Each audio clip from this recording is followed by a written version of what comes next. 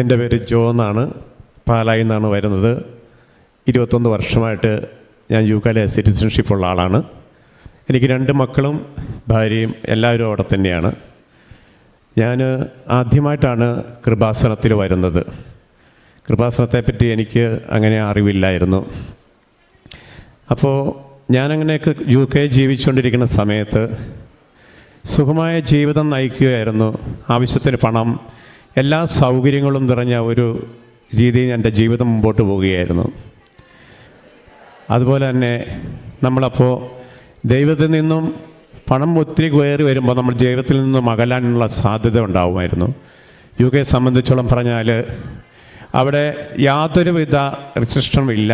നമുക്ക് ഏത് ക്ലബ്ബിൽ പോകാം, ഏത് ഡാൻസ് ക്ലബ്ബിൽ പോകാം, മദ്യപിക്കാം, ഡാൻസ് ചെയ്യാം, എന്തിനും യാതൊരു പ്രശ്നവുമില്ല സ്ഥലമല്ല. അപ്പോൾ എനിക്ക് ഒരുപാട് കൂട്ടുകാർ UK-യിലുണ്ടായിരുന്നു. അങ്ങനെ UK-യിലെ കൂട്ടുകാരുടെ ഇടയിൽ വെച്ച് ഞങ്ങളിങ്ങനെ ബാറിൽ പോവുകയും ഡാൻസിന് കൂടുകയും അല്പം ലിക്കറൊക്കെ കഴിക്കുകയും ചെയ്യുന്ന ഒരു സ്വഭാവമായി മാറി. അങ്ങനെ വന്നപ്പോൾ നമ്മൾ ദൈവത്തിൽ നിന്നും കുറേ വിട്ട് അകലാനുള്ള ഒരു പ്രവണത എൻ്റെ മനസ്സിലുണ്ടായി. കാരണം നമ്മുടെ കയ്യിലെല്ലാം ഉണ്ട്, ഇനി നമുക്ക് ആരെയും ഭയപ്പെടണ്ട, നമ്മുടെ ജീവിതത്തിൽ എല്ലാം നേടിക്കഴിഞ്ഞു, പണമുണ്ടെങ്കിൽ നമുക്ക് എന്തും നേടാം എന്നുള്ളൊരു ധാരണ എൻ്റെ മനസ്സിലും കൂടിക്കൊണ്ടു. നല്ല വാഹനം, നല്ല വീട്, മക്കൾക്ക് ജോലി, ഭാര്യയ്ക്ക് ജോലി, എനിക്ക് ജോലി. അപ്പോൾ ആവശ്യത്തിന് പണം വന്നു കഴിഞ്ഞപ്പോൾ എൻ്റെ ജീവിതത്തെ മാറ്റിമറിച്ചു. അങ്ങനെ ഞാൻ എന്ന വ്യക്തി അസൂയ, വിദ്വേഷം, വൈരാഗ്യം, വെറുപ്പുകളൊക്കെ എൻ്റെ മനസ്സിലും ഉടലെടുത്തു. അങ്ങനെ ജീവിതത്തിൽ നിന്നും യേശുവിൽ നിന്നും കുറേ അകലാൻ തുടങ്ങി. അപ്പം മറ്റുള്ളവരെ കാണിക്കാൻ വേണ്ടി നമ്മൾ ദേവാലയത്തിൽ പോകുന്നു.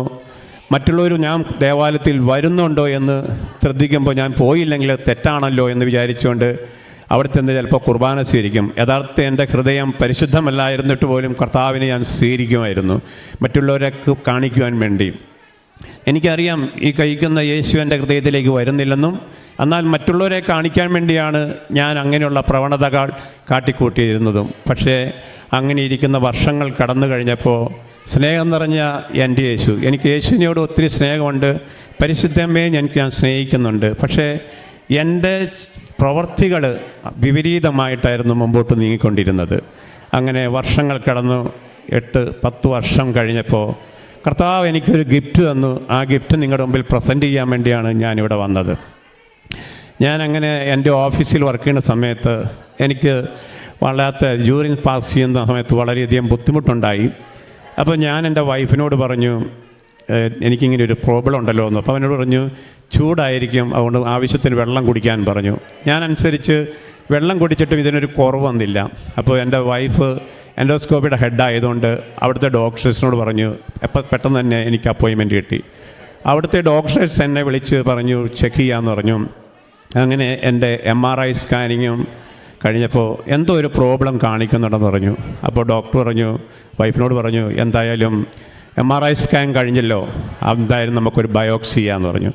അങ്ങനെ ബയോപ്സി ചെയ്തപ്പോഴാണ് അറിയപ്പെടുന്നത് എനിക്ക് ക്യാൻസർ എന്ന രോഗം പിടിപെട്ടിരിക്കുകയാണെന്ന്. അപ്പോൾ സാധാരണ ആ ക്യാൻസർ എന്ന രോഗം എന്ന് കേട്ടപ്പോൾ എല്ലാവർക്കും ഉണ്ടാകുന്ന പോലെ എൻ്റെ മനസ്സ് തളർന്നുപോയി, മാനസികമായി ഞാൻ തകർന്നുപോയി. കാരണം ഞാൻ സമ്പാദിച്ച പണമോ ഞാൻ വെട്ടിക്കൂട്ടിയ മറ്റ് പ്രസ്ഥാനങ്ങളൊന്നും ഇനി ഉണ്ടാകില്ല എന്നെനിക്ക് തീരുമാനമായി. അപ്പോൾ ഒത്തിരി വിഷമമായി. അപ്പോൾ എൻ്റെ ചെറിയ പ്രാർത്ഥന ഗ്രൂപ്പൊക്കെ ഉണ്ട്, അവരൊക്കെ എനിക്ക് വേണ്ടി പ്രാർത്ഥിക്കാൻ തുടങ്ങി. പക്ഷേ എൻ്റെ ഹൃദയം വെടുപ്പാകാതെ എനിക്ക് ആ പ്രാർത്ഥന കൊണ്ട് യാതൊരു പ്രയോജനവുമില്ല എന്നെനിക്ക് മനസ്സിലാക്കാൻ സാധിച്ചു. ആ ഇരിക്കുന്ന സമയത്താണ് എനിക്ക് കുറച്ച് ആൾക്കാരോട് ഞാൻ സംസാരിക്കാറില്ലായിരുന്നു. എൻ്റെ സഹോദരങ്ങളിൽപ്പെട്ട ചിലരോട് അധികം ഞാൻ സംസാരിക്കാറില്ലായിരുന്നു. അപ്പോൾ ഞാൻ വിചാരിച്ചു, കർത്താവിലേക്ക് തിരിഞ്ഞില്ലെങ്കിൽ എൻ്റെ പ്രാർത്ഥന കൊണ്ട് യാതൊരു പ്രയോജനവുമില്ല എന്ന് ഞാൻ മനസ്സിലാക്കി. അങ്ങനെ ഇരിക്കുന്ന സമയത്താണ് എൻ്റെ വൈഫിൻ്റെ അനിയത്തി ഗ്ലാസ്റ്ററിലുണ്ട്. അപ്പം അവൾ കൃപാസനത്തിൽ വരികയും ഇവിടുന്ന് പ്രാർത്ഥനയും ഇവിടുത്തെ തിരിയുമായിട്ട് UK വരാറുണ്ട്. അപ്പോൾ അവൾ എന്നോട് വന്ന് പറഞ്ഞു, അവൾ എൻ്റെ വീട്ടിൽ വന്നിട്ട് പറഞ്ഞു, ചേട്ടാ ഈ തിരി രാവിലെ കത്തിച്ച് പ്രാർത്ഥിക്കുക. അപ്പോൾ ഞാൻ പറഞ്ഞു, പരിശുദ്ധമ്മ നമ്മളെ സഹായിക്കുമോ എന്നൊക്കെ ഒരു ഡൗട്ട് എൻ്റെ മനസ്സിലുണ്ടായിരുന്നു. കാരണം തിന്മ നിറഞ്ഞ തെറ്റിൻ്റെ വഴിയിലൂടെ സഞ്ചരിക്കുന്ന ഒരു വ്യക്തിയെ കർത്താവ് പിന്തുടരുന്നുണ്ട്, എന്നാലും ഈശോ നമ്മളെ സഹായിക്കുമെന്നുള്ള വിശ്വാസം എൻ്റെ മനസ്സിലുണ്ടായിരുന്നു. ഞാൻ ചോദിച്ചു ഇതെന്താണ്, ഇത് എവിടെ നിന്നാണ് കൊണ്ടുവന്നതെന്ന് പറഞ്ഞു. കൃപാസനത്തിൽ നിന്നാണ് വന്നതെന്ന് വെച്ചു. അപ്പോൾ ഞാൻ പറഞ്ഞു കൃപാസനം എവിടെയാണെന്ന് ചോദിച്ചു. അപ്പോൾ എന്നോടൊന്ന് ചേർത്തല അടുത്താണ് കൃപാസനം. ഞാൻ പറഞ്ഞു എനിക്കറിയത്തില്ല. എന്തായാലും അവൾ കൊണ്ടുവന്നതനുസരിച്ച് ഞാൻ ആ വിശ്വാസത്തിൽ രാവിലെ 5:30 ആകുമ്പോൾ ഏക്കണം എന്ന് പറഞ്ഞു. 5:30 ആകുമ്പോൾ ഏറ്റ് കൈ വിരിച്ച് നിന്നുകൊണ്ട് ഈ തീരുന്ന ദിവസം വരെ പ്രാർത്ഥിക്കണം. ഈ ഒരു പ്രാർത്ഥനയും എൻ്റെ തന്നു. കൃപാസനത്തിൽ കിട്ടിയ ഒരു പ്രാർത്ഥനയുണ്ട്, ആ പ്രാർത്ഥനയും എനിക്ക് തന്നിട്ട് പ്രാർത്ഥിക്കാൻ പറഞ്ഞു. അങ്ങനെ ഞാൻ ഈ പ്രാർത്ഥനയുമായി ഞാനും എൻ്റെ വൈഫും കൂടെ രാവിലെ 5:30 ഏറ്റു പ്രാർത്ഥിച്ച് കൈവിരിച്ചു എന്ന് പ്രാർത്ഥിച്ചു. ഏതാണ്ട് 3 മാസത്തോളം ആ ഒരു തിരി കത്തിത്തീർന്നു. 3 മാസം കഴിഞ്ഞപ്പോൾ ഞാൻ ഡോക്ടറെ കാണാൻ വേണ്ടി ചെന്നു. അവരെൻ്റെ ബയോപ്സി വീണ്ടും നോക്കി.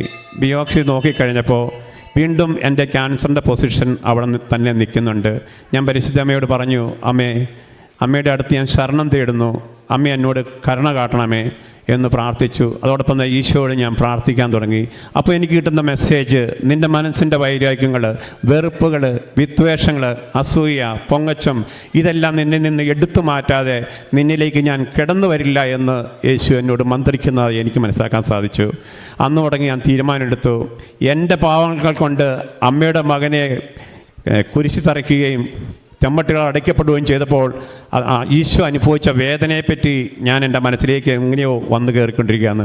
ഞാൻ അമ്മയ്ക്കൊരു വാക്കുകൊടുത്തു, അമ്മേ, എൻ്റെ ജീവിതത്തിൽ അമ്മയുടെ മകനെ ഇനി ഞാൻ വേദനിപ്പിക്കില്ല, അമ്മയുടെ കൂടെ തന്നെ ഞാൻ എന്നും ഉണ്ടാകും. തീർച്ചയായും എനിക്ക് എൻ്റെ രോഗത്തിൽ നിന്ന് മോചനമാക്കണം, അമ്മയ്ക്ക് വേണ്ടി അമ്മയുടെ മകൻ്റെ കൂടെ എന്നും നടക്കാൻ എന്നെ ഇടയാക്കണമേ എന്ന് ഞാൻ അമ്മയ്ക്ക് വാക്ക് കൊടുത്തു. അങ്ങനെ ഇരുന്ന് ആ സമയത്താണ് ഞാൻ വീണ്ടും ബയോപ്സിക്ക് ഹോസ്പിറ്റലിൽ ചെല്ലുന്നു.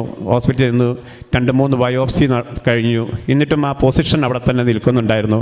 അപ്പോൾ ഡോക്ടർ പറഞ്ഞു സ്പ്രെഡ് ചെയ്തിട്ടില്ല, അപ്പോൾ എല്ലാ 3 മന്ത്സിലും നിങ്ങൾ PSA ടെസ്റ്റ് നോക്കുക. അതോടൊപ്പം തന്നെ എന്തെങ്കിലും ഇഷ്യൂസ് ഉണ്ടെങ്കിൽ ഞങ്ങളെ വിളിക്കാൻ പറഞ്ഞു. ആ അനുസരിച്ച് ഞാൻ അവരെ വിളിക്കുകയും സംസാരിക്കുകയൊക്കെ ചെയ്യുമ്പോൾ എനിക്ക് വീക്കിലി എന്നെ ഇൻഫോം ചെയ്യുമായിരുന്നു. അങ്ങനെ ഇരുന്ന് ഞാൻ നാട്ടിലേക്ക് വന്നേക്കാം, അവിടുത്തെ ട്രീറ്റ്മെൻറ്റ് താമസം ഉണ്ടാവുമല്ലോ എന്നോർത്ത് നാട്ടിലേക്ക് വരാമെന്ന് പറഞ്ഞു. അങ്ങനെ നാട്ടിൽ വന്നു നമ്മുടെ പെറ്റ്കാൻ പോയി എറണാകുളത്ത് ചെയ്തു. പെറ്റ്കാൻ ചെയ്യുമ്പോൾ നമുക്കുണ്ടാകുന്നത് നമ്മുടെ കോശങ്ങളിൽ എവിടെയെങ്കിലും ഉണ്ടെങ്കിൽ അത് തിരിച്ചറിയാൻ പറ്റുമായിരുന്നു. അങ്ങനെ ഞാൻ പെറ്റ്കാൻ ചെയ്തപ്പോൾ അവർ പറഞ്ഞു സ്റ്റിൽ അവിടെ ഉണ്ട്, അതിനകത്ത് മാറ്റം ഉണ്ടായിട്ടില്ല, അതങ്ങനെ നിൽക്കുകയാണെന്ന് പറഞ്ഞു. അപ്പോൾ ഞാൻ പെട്ടെന്ന് ഗംഗാധരനെ വിളിച്ചു. ഗംഗാധരൻ ഡോക്ടറെ വിളിച്ചു പറഞ്ഞു, ഡോക്ടർ എനിക്കിങ്ങനെ ഒരു പ്രോബ്ലം ഉണ്ട്, എനിക്കൊരു അപ്പോയിൻമെൻറ്റ് വേണമെന്ന്. അപ്പോൾ അദ്ദേഹം എനിക്ക് അപ്പോയിൻമെൻറ്റ് തന്നു. ഞാൻ അദ്ദേഹത്തെ പോയി കണ്ടു. അദ്ദേഹത്തെ കണ്ടു കഴിഞ്ഞ് പേപ്പറൊക്കെ നോക്കിയിട്ട് എന്നോട് പറഞ്ഞു എത്രയും പെട്ടെന്ന് 25 കീമോയും 3 ഇഞ്ചക്ഷനും വേണം എന്ന് പറഞ്ഞു. നിയർലി 1 year ഈ സ്റ്റേ ഇൻ ഇന്ത്യ. അപ്പോൾ ഞാൻ പറഞ്ഞു sorry I can do now എന്ന് പറഞ്ഞു. അപ്പം ഡോക്ടർ പറഞ്ഞു ഞാൻ ലക്ഷോറിലേക്ക് തരാം, ഒന്നും കൂടെ ചിന്തിക്കാൻ പറഞ്ഞു. അപ്പം ഞാൻ ആ ലെറ്ററും എല്ലാം വാങ്ങിച്ച് കാറയിലേക്ക്, എൻ്റെ അളിയൻ്റെ കൂടെ കാറയിലേക്ക്. അപ്പോൾ ഞാൻ അളിയും പറഞ്ഞു എന്നാൽ ലക്ഷോറിലേക്ക് പോകാമെന്ന് പറഞ്ഞു. ഞാൻ വെച്ചാൽ അളിയ വേണ്ട, പരിശുദ്ധ അമ്മയോട് ഞാൻ പ്രാർത്ഥിച്ചിട്ടുണ്ട്, അമ്മയുടെ തിരിവെച്ച് ഞാൻ പ്രാർത്ഥിച്ചിട്ടുണ്ട്, കൃപാസനത്തിൽ അമ്മയുടെ അടുത്ത് ഞാൻ പോകും, അതുവരെ ഞാൻ ഒരു കാരണത്താലും ഒരു ഹീമോയ്ക്ക് ഞാൻ പോകത്തില്ല എന്ന് തീർത്തു പറയുകയുണ്ടായി. അങ്ങനെ ഞാൻ അവിടുന്ന് പോരാൻ വേണ്ടി തുടങ്ങുമ്പോഴാണ് നമ്മുടെ വലിയ കോവിഡ് വന്ന് പിടിപെട്ടുന്നത്. കോവിഡ് വന്ന് പിടിപെട്ടപ്പോൾ നമ്മുടെ പ്രൈം മിനിസ്റ്റർ നരേന്ദ്രമോദി പറഞ്ഞു ഓൾ ഫ്ലൈറ്റ് ക്യാൻസൽ, ലോകത്തിലേക്ക് എങ്ങോട്ടുള്ള ഫ്ലൈറ്റുകളും ഇന്ത്യയിൽ നിന്നില്ലാതെ വരുന്നു. അപ്പോൾ പറഞ്ഞു ലാസ്റ്റ് എനിക്ക് എൻ്റെ മക്കൾ അപ്പോൾ UK ഭാര്യയും UK മാനസികമായി തളർന്ന് ഇരിക്കുന്ന ഒരവസ്ഥയിൽ ഞാൻ അമ്മയോട് കൈവിരിച്ചു പ്രാർത്ഥിച്ചു, അമ്മേ എൻ്റെ പ്രാർത്ഥന കേൾക്കണമേ, എനിക്ക് എങ്ങനെയാലും എൻ്റെ ആ മക്കളുടെ അടുത്ത് പോയി മരിച്ചാൽ മതി, ഇവിടെ വേണ്ട എന്ന് പറഞ്ഞു. എന്തായാലും കോഴിക്കോട് നിന്ന് ഫ്ലൈറ്റിൽ കയറി എറണാകുളത്ത് നിന്ന് ഖത്തറിൽ ഇറങ്ങി കഴിഞ്ഞപ്പോൾ 10,000 ഖത്തറിൽ മരിച്ചു വീഴിക്കുന്ന ഒരവസ്ഥയാണ്. ഇപ്പം ഞാൻ നോക്കുമ്പോൾ എയർപോർട്ടിൽ വെളിച്ചമില്ല, വെള്ളമില്ല, ഒന്നുമില്ലാതെ 24-26 മണിക്കൂറായിട്ട് ഭക്ഷണം പോലും അവിടെ ഇല്ല. അപ്പം നോക്കുമ്പോൾ എയർപോർട്ടിൽ ആരുമില്ല. ഞാൻ നോക്കുമ്പോൾ ഒരു മൂലയിലേക്ക് എൻ്റെ കഴുത്തിൽ അന്നൊരു കൊന്തയുണ്ട്, എപ്പോഴും ഒരു കൊന്തയുണ്ട്. ഈ കൊന്തയെടുത്ത് 24 മണിക്കൂർ ഞാൻ പ്രാർത്ഥിച്ചുകൊണ്ടിരിക്കുക, കൊന്ത എല്ലിക്കൊണ്ടിരിക്കുക. ഞാൻ അമ്മയോട് കരഞ്ഞു. അപ്പോൾ ഞാൻ നോക്കുമ്പം മൂത്രമൊഴിക്കാൻ വേണ്ടി ഞാൻ ടോയ്ലറ്റിലേക്ക് പലവട്ടം പോകുമ്പോൾ അവിടെ എല്ലാം കോവിഡ് പിടിച്ച അവിടുത്തെ പിള്ളേരാണ് മുഴുവൻ നിൽക്കുന്നത്. ഞാൻ മുഖമൊക്കെ മൂടിക്കെട്ടി അവരുടെ ഇടയിലേക്കൂടെ ഞാൻ കിടന്നു ചെന്ന് കഴിഞ്ഞപ്പോൾ ഞാൻ പറഞ്ഞു, അമ്മേ എന്നെ ഇവിടെ മരിച്ചു കഴിഞ്ഞാൽ ഞാൻ ഖത്തറിൽ ഏതെങ്കിലും മശാനത്തിൽ കൊണ്ടേ തള്ളും, യാതൊരു അറിവില്ല വരും. ഞാൻ പൊട്ടിക്കരഞ്ഞൊരു മൂലയിൽ പോയിരുന്ന് കൊന്ത ചൊല്ലിക്കൊണ്ടിരിക്കുകയാണ്. ഇപ്പം ഞാൻ നോക്കുമ്പോൾ എയർപോർട്ടിൻ്റെ ഒരു സ്റ്റേബിളിലും ഒരു സെക്യൂരിറ്റീസും ഇല്ല, ആരുമില്ല, ആരോട് ചോദിക്കാം, ആകം സംസാരിക്കാൻ ആപ്പടെ പരിശുദ്ധമ്മ മാത്രമേ ഉള്ളൂ. ഞാൻ അമ്മയോട് പറഞ്ഞു, അമ്മയെ എന്നെ സഹായിക്കണേന്ന് പറഞ്ഞു. അപ്പം കുറേ പേര് ഇങ്ങനെ എയർപോർട്ടിൻ്റെ നിലത്ത് കിടക്കുന്നുണ്ട്, 1 വീക്കായിട്ട് ഫ്ലൈറ്റ് ഇല്ല കിടപ്പുണ്ട്. 24 മണിക്കൂർ വന്ന് ഞാൻ നമ്മുടെ പരിശുദ്ധ അമ്മയോട് പ്രാർത്ഥിച്ചുകൊണ്ട് കൃപാസനത്തിലമ്മയുടെ പ്രാർത്ഥന മുട്ടിപ്പായി ഞാൻ പ്രാർത്ഥിച്ചുകൊണ്ട് അമ്മേ എന്നെ കൊണ്ടുപോണേ എന്ന് പറഞ്ഞു. 24 മണിക്കൂർ കഴിഞ്ഞപ്പോൾ ബോർഡിൽ വരുന്നു, ഒരു അനൗൺസ്മെൻറ്റ് വന്നു, this is a last flight going to UK എന്ന് പറഞ്ഞു. ഞാൻ പെട്ടെന്ന് പെട്ടിയെടുത്ത് ഓടി ടേബിളിൽ ചെന്ന് കഴിഞ്ഞപ്പോൾ അവർ പറഞ്ഞു ഈ ഫ്ലൈറ്റ് പോകുമോ ഇല്ലയോ എന്ന് അറിയത്തില്ല, കാരണം ഇത് വലിയ ബോയിങ് ആണ്, 500 മേലെ ആൾക്കാരുണ്ടെങ്കിലേ പോകുള്ളൂ, പക്ഷേ എന്താണെന്ന് അറിയത്തില്ല, നമുക്ക് നോക്കാമെന്ന് പറഞ്ഞു. ഇപ്പം നമ്മൾ അപ്പോഴും വിഷമമായി. പക്ഷേ വിഷമമായി കഴിഞ്ഞപ്പം എന്തായാലും അവിടെ ചെന്ന് ബോർഡിംഗ് പാസ് വന്നു. ഞാൻ ആ ബോർഡിംഗ് പാസ് മേടിച്ച് കഴിച്ചപ്പോൾ ആ ഫ്ലൈറ്റ് 200 പേരുണ്ട്, ഇവിടുന്ന് പോകാൻ ഒരു 200 പേരോളം അതിനകത്ത് ഇരിപ്പം 2 ദിവസമായിട്ട് കുത്തിയിരിക്കുന്ന ആൾക്കാരുണ്ടായിരുന്നു. അങ്ങനെ ഫ്ലൈറ്റ് കയറി കഴിഞ്ഞപ്പോൾ ഞാൻ എയർഹോസ്റ്റസിനോട് ചോദിച്ചു ഈ ഫ്ലൈറ്റ് പോകുമോ? അവർ പറഞ്ഞു ഐ ഡോണ്ട് നോ ഇൻഫർമേഷൻ എന്ന് പറഞ്ഞു. അപ്പോൾ അങ്ങനെ പറഞ്ഞു കഴിഞ്ഞപ്പോൾ എനിക്ക് വീണ്ടും വിഷമമായി. ഞാൻ അപ്പോഴും ആ കൊന്ത എൻ്റെ കയ്യിൽ ഇങ്ങനെ മുറുക്കി പിടിച്ചിരിക്കുകയാണ്. അങ്ങനെ മുറുക്കി പിടിച്ച് അമ്മയോട് പ്രാർത്ഥിച്ചുകൊണ്ടിരിക്കുമ്പോൾ ഞാൻ എയർഹോസ്റ്റസിനോട് ചോദിച്ചു വിശക്കുന്നുണ്ട്, എന്തെങ്കിലും ഉണ്ടോ എന്ന് ചോദിച്ചാൽ പറഞ്ഞു നോ കാറ്ററിംഗ് സർവീസ് എന്ന് പറഞ്ഞു. അപ്പോൾ അവിടെയും പറ്റില്ല. അപ്പോൾ ഞാൻ ചോദിച്ചു വാട്ടർ ഉണ്ടോ എന്ന് ചോദിച്ചു. അപ്പോൾ അവർ പറഞ്ഞ് വാട്ടർ തരാം, പ്ലെയിൻ പൊങ്ങിക്കഴിഞ്ഞാൽ തരാമെന്ന് പറഞ്ഞു. എന്തായാലും ദൈവത്തിൻ്റെ കാരുണ്യം, പരിശുദ്ധമ്മയുടെ അനുഗ്രഹം, ആ ഫ്ലൈറ്റ് UK ലാസ്റ്റ് ഫ്ലൈറ്റായിരുന്നു. പിന്നെ ഫ്ലൈറ്റേ ഉണ്ടായിട്ടില്ല. അങ്ങനെ ഞാൻ UK ചെന്ന് ചാടി. അവിടെ ചെന്നപ്പോൾ എല്ലാ എയർപോർട്ടുകളും കംപ്ലീറ്റ് ശാന്തമായി. എല്ലാവർക്കും അറിയാമല്ലോ, അതിനെപ്പറ്റൊന്നും വിവരിക്കാൻ ഞാൻ ആഗ്രഹിക്കുന്നില്ല. അങ്ങനെ അമ്മയുടെ അനുഗ്രഹം കൊണ്ട് ഞാൻ അവിടെ ചെന്നു. അങ്ങനെ ചെന്ന് കഴിഞ്ഞ് ഞാൻ ഡോക്ടേഴ്സിനെ വിളിച്ച് പറഞ്ഞു നമ്മുടെ രോഗം ഇങ്ങനെ ഉണ്ടല്ലോ ഡോക്ടറെ, നിങ്ങൾ പറഞ്ഞ റിപ്പോർട്ടല്ലല്ലോ ഇത്, തെറ്റായ റിപ്പോർട്ടാണല്ലോ എന്ന് പറഞ്ഞ് ഞാൻ ഡോക്ടേഴ്സിനെ വിളിച്ചു. അപ്പോൾ തന്നെ ഡോക്ടേഴ്സ് ഇവിടുത്തെ പോലെയല്ല, പെട്ടെന്ന് തന്നെ അവർ കോൺഫറൻസ് കൂടി, 3-4 ഡോക്ടേഴ്സ് കൂടി കോൺഫറൻസ് കൂടി കഴിഞ്ഞിട്ട് എനിക്ക് പെട്ടെന്ന് തന്നെ ടെക്സ്റ്റ് മെസ്സേജ് ഇട്ട് Jo please come to tomorrow morning 10 o'clock your appointments എന്ന് പറഞ്ഞു. അപ്പോൾ ഞാൻ പെട്ടെന്ന് രാവിലെ 10 മണിക്ക് ചെന്നു. 10 മണിക്ക് വന്നിട്ട് എന്നോട് പറഞ്ഞ് 3 ബയോപ്സി കഴിഞ്ഞ് 4ാം ബയോപ്സി വേറെ രീതി നമുക്ക് ചെയ്യാം, അപ്പോൾ അതിൻ്റെ ഫൈനൽ ഡിസിഷൻ എന്താണെന്ന് അറിയാമല്ലോ എന്ന് ഓർത്തു.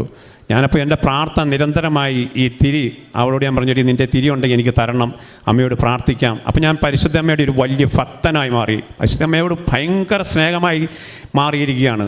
ഞാൻ അമ്മയ്ക്ക് വാക്ക് കൊടുത്തു, ഞാൻ ഒരു കാരണത്താലും എൻ്റെ അമ്മയുടെ മകനെ വേദനിപ്പിക്കുന്ന ഒരു വാക്കുകൾ പോലും ചെയ്യില്ല എന്ന് വാക്ക് കൊടുത്തുകൊണ്ട് ആ രീതിയിലേക്ക് എൻ്റെ ജീവിതത്തെ മാറ്റി എല്ലാവരോടും സ്നേഹത്തിലും യോജിപ്പിലും പെരുമാറാനും എന്നെ കഴിയാവുന്ന സഹായങ്ങൾ മറ്റുള്ളവർക്ക് ചെയ്യാൻ പറ്റുന്ന ഒരവസ്ഥയിലേക്ക് എന്നെ മാറ്റിയാഞ്ഞെടുത്തു. അങ്ങനെ ഒന്ന് ബയോപ്സി ചെയ്യാൻ നേരത്ത് അവർ കൊണ്ടുപോയി. അന്ന് ആരെയും ഹോസ്പിറ്റലിൽ കയറ്റിയില്ല, വൈഫിനെ പോലും കയറ്റുന്നില്ല. ഞാൻ ഒറ്റയ്ക്ക് അവിടെ ചെന്ന് ഇങ്ങനെ ബയോപ്സിക്ക് കയറി കിടക്കുന്ന സമയത്ത് ഡോക്ടർ പറഞ്ഞു പേടിക്കാനില്ല എന്ന് പറഞ്ഞു. ഞാൻ സോറി നോ പ്രോബ്ലം എന്ന് പറഞ്ഞു. അങ്ങനെ ആ ബയോപ്സി വളരെ ഇച്ചിരി വേദനകരമായിരുന്നു. ഒരു 3/4 മണിക്കൂർ ഓപ്പറേഷൻ തിയേറ്ററിൽ കയറി എന്നെ തിരിച്ചു കൊണ്ടുവന്ന് കിടത്തി കഴിഞ്ഞപ്പോൾ ഭയങ്കര വേദന എന്നെ വല്ലാതെ അലട്ടി. അപ്പോൾ അവർ പറഞ്ഞു യൂറിൻ പോകാതെ വീട്ടിൽ പറഞ്ഞു വിടിയല്ല എന്ന് പറഞ്ഞു. അപ്പോൾ എന്തായാലും എൻ്റെ യൂറിൻ പോണില്ല, ഭയങ്കര സ്റ്റക്കായി കിടക്കുകയാണ്. അപ്പോൾ അവർ എന്നോട് പറഞ്ഞു കത്തീറ്ററിലിടണം, കത്തീറ്റർ ഇട്ടാൽ മാത്രമേ പോകൂ, അതല്ലാതെ പോകത്തില്ല എന്ന് പറഞ്ഞു. അങ്ങനെ എന്നെ ഹോസ്പിറ്റലിൻ്റെ റൂമിൽ അപ്പോയിൻമെൻറ്റ് ചെയ്തു. ഞാൻ എന്നെ കത്തീറ്ററിലിട്ടു. കത്തീറ്ററിൽ വേദന കൊണ്ട് സഹിക്കാൻ മേലാതെ ഞാൻ അയ്യോ എന്ന് വെക്കുന്നു. അപ്പോൾ നേഴ്സുമാരൊന്ന് ചോദിച്ചു എന്താണ് പ്രോബ്ലം? ഞാൻ പറഞ്ഞു എനിക്ക് വേദന കൊണ്ട് സഹിക്കാൻ പറ്റില്ല. അപ്പോൾ എൻ്റെ കഴുത്തേലെ കൊന്തയെടുത്ത് എൻ്റെ കൈ ഇങ്ങനെ ബലമായിട്ടിങ്ങനെ പിടിച്ചിരിക്കുക. എനിക്ക് കൊന്തയെല്ലാം പോലും പറ്റുന്നില്ല, അത്ര വേദന ഉണ്ട്. അയ്യോ എന്ന് വെച്ച് ഞാൻ കരയുകയാണ്. അപ്പം 2 നേഴ്സുമാർ തണ്ടുപേരും തോളേക്കായിട്ട് ഓടി ഒന്ന് എന്നെ ടോയ്ലറ്റിൽ കൊണ്ടുപോകും, തിരിച്ചു കൊണ്ടുവരും, ടോയ്ലറ്റിൽ കൊണ്ടുപോകും. അപ്പോൾ എനിക്ക് അങ്ങോട്ട് പോകും, ഒന്നും ചെയ്യാൻ പറ്റുന്നില്ല. ഞാൻ പറഞ്ഞു അമ്മയോട് ഞാൻ ചോദിച്ചു പരിശുദ്ധ അമ്മയെ എന്തിനാണ് എന്നെ ഇങ്ങനെ വേദനിപ്പിക്കുന്നത്? അമ്മയെ സ്നേഹിക്കുന്നതുകൊണ്ടാണോ അമ്മ എന്നെ ഇത്രയും വേദനിപ്പിക്കണേന്ന് ചോദിച്ചു. ഞാൻ എന്നിട്ട് ഈ കൊന്ത ഇങ്ങനെ ഓരോ മണികളിങ്ങനെ നിന്നു. അപ്പം നേഴ്സ് വന്നിട്ടും പറഞ്ഞു ഞങ്ങൾ ഡോക്ടറെ വിളിക്കാമെന്ന് പറഞ്ഞു. ഞാൻ പറഞ്ഞു ആരെ വിളിച്ചാലും കുഴപ്പമില്ല, എനിക്ക് ഈ വേദനയ്ക്ക് ഉള്ള മരുന്ന് തരണമെന്ന് പറഞ്ഞു. അപ്പോൾ അവർ പറഞ്ഞു വിളിക്കാമെന്ന് പറഞ്ഞ് അങ്ങ് പോയി. ഞാൻ നമ്മളിങ്ങനെ ഈ കൊന്ത പരിശുദ്ധ അമ്മയുടെ കൊന്ത എടുത്ത് കൈ പിടിച്ചുകൊണ്ട് പറഞ്ഞു അമ്മേ എൻ്റെ വേദനയിൽ അമ്മ കടന്നു വരണമേ, അമ്മേ എൻ്റെ വേദനയിൽ കടന്നു എനിക്ക് ആശ്വാസം തരണേന്ന് പറഞ്ഞു. എനിക്ക് മറക്കാൻ മേലാത്ത ജീവിതമാണ്. 2022 രാത്രി 12:24 പരിശുദ്ധമ്മ 1 സെക്കൻഡ് എൻ്റെ മുമ്പിലേക്ക് കടന്നു വന്ന ചരിത്രം എൻ്റെ ജീവിതത്തിലെ ധന്യമാക്കി. അമ്മ എൻ്റെ കട്ടിനിടയിലേക്ക് നടന്നു വന്നിട്ട് പറയുകയാണ് എൻ്റെ മകൻ അനുഭവിച്ച വേദനയുടെ ഒരു അംശമുണ്ടോ ഈ വേദനയും ചോദിച്ചു അമ്മ കടന്നുപോയി. അതോടുകൂടി ഞാൻ അങ്ങോട്ടല്ല, ഞാൻ അമ്മയോട് പറഞ്ഞു അമ്മ എന്നോട് ക്ഷമിക്കണമേ എന്ന് ഞാൻ പൊട്ടിക്കരഞ്ഞു. പരിചയം കഴിഞ്ഞ് ഒരു മണിക്കൂർ കഴിഞ്ഞ് ഞാൻ എൻ്റെ ഈ കൊന്ത എൻ്റെ കയ്യിലുണ്ടായിരുന്നു. ഇങ്ങനെ കന്ത കട്ടിലേക്ക് അറിയാതെ വീണു. ഞാൻ അവിടെ കിടന്ന് മയങ്ങി. പിറ്റേ ദിവസം ആ വേദന കുറച്ചുണ്ടായി. എന്നിട്ട് നന്ദ കുറവായി കഴിഞ്ഞപ്പോൾ എന്നോട് ഡോക്ടർ വന്നിട്ട് പറഞ്ഞു ഡിസ്ചാർജ് എന്ന് പറഞ്ഞു. എന്നെ അവർ ഡിസ്ചാർജ് കൊണ്ടുവന്ന് വീട്ടിലാക്കി. 7 ദിവസം കത്തീഡ്രലിട്ട് വീട്ടിൽ കിടന്നു. നേഴ്സുമാർ വീട്ടിൽ വന്ന് കത്തീഡ്രൽ ഊരി. അങ്ങനെ പരിശുദ്ധ അമ്മയുടെ ഏറ്റവും വലിയൊരു അനുഗ്രഹവും അമ്മയുടെ സാദൃശ്യവും എനിക്കുണ്ടായത് കൃപാസനത്തിൽ വന്ന് പറയണമെന്ന് ഞാൻ ഭയങ്കരമായിട്ട് ആഗ്രഹിച്ചു. അപ്പോൾ എനിക്കുണ്ടായ ഈ അനുഭവങ്ങളൊക്കെ പല ധ്യാന ഗുരുക്കന്മാർ യൂക്കയിൽ വരുമ്പോൾ പ്രസംഗിക്കുമ്പോൾ ഇതറിഞ്ഞ് എന്നോട് വന്നിച്ചും പറഞ്ഞു, ജോ നമുക്ക് ബർമിംഗ്ഹാമിൽ ഒരു വൺ വേ കൺവെൻഷൻ സെൻ്റർ ഉണ്ട്, അവിടെ വന്ന് ഈ സാക്ഷ്യം പറയാമെന്ന് വെച്ചു. ഞാൻ പറഞ്ഞു സോറി, ഞാൻ വരത്തില്ല. കാരണം എനിക്ക് പരിശുദ്ധ അമ്മ, കൃപാസനത്തിലെ അമ്മയാണ് എൻ്റെ രോഗത്തിന് ശമനം തന്നത്. ഞാൻ കൃപാസനത്തിലല്ലാതെ മറ്റൊരു സ്ഥലത്തും സാക്ഷ്യം പറയാൻ ഞാൻ പോകുകയില്ല എന്ന് പറഞ്ഞു. അപ്പോൾ ഒരു സിസ്റ്റർ എൻ്റെ വീട്ടിൽ വന്നതും പറഞ്ഞു, ജോ ഇത് 10,000 കൂടുന്ന പരിപാടിക്ക് ജോ ഈ സാക്ഷ്യം പറയുമ്പോൾ ഒത്തിരി നല്ലതല്ലേ എന്ന് വെച്ചു. ഞാൻ പറഞ്ഞു സോറി സിസ്റ്റർ, ഞാൻ പറഞ്ഞാൽ കൃപാസനത്തിലേ പറയുള്ളൂ, മറ്റൊരു സ്ഥലത്ത് ഞാൻ ഈ സാക്ഷ്യം പറയാൻ ഞാൻ വരത്തില്ല എന്ന് പറഞ്ഞു. അങ്ങനെ ഞാൻ ഇവിടെ ഇന്ന് ആദ്യമായിട്ട് ഇവിടെ വന്നു. എനിക്ക് ഇവിടുത്തെ പ്രൊസീജിയറൊന്നും അറിയത്തില്ലായിരുന്നു. ഞാൻ സിസ്റ്ററോട് പറഞ്ഞു, സിസ്റ്റർ എനിക്കിങ്ങനൊരു സാക്ഷ്യം പറയാനുണ്ട്. അപ്പം പറഞ്ഞു, സിസ്റ്റർ പറഞ്ഞു പിന്നെ ഉടമ്പടി എടുക്കണമെന്ന് പറഞ്ഞു. അപ്പോൾ എനിക്ക് ഈ ഉടമ്പടി എന്താണെന്ന് അറിയില്ലായിരുന്നു, ഇച്ചിരി ഹാർഡായിരിക്കും എന്ന് ഓർത്തായിരുന്നു.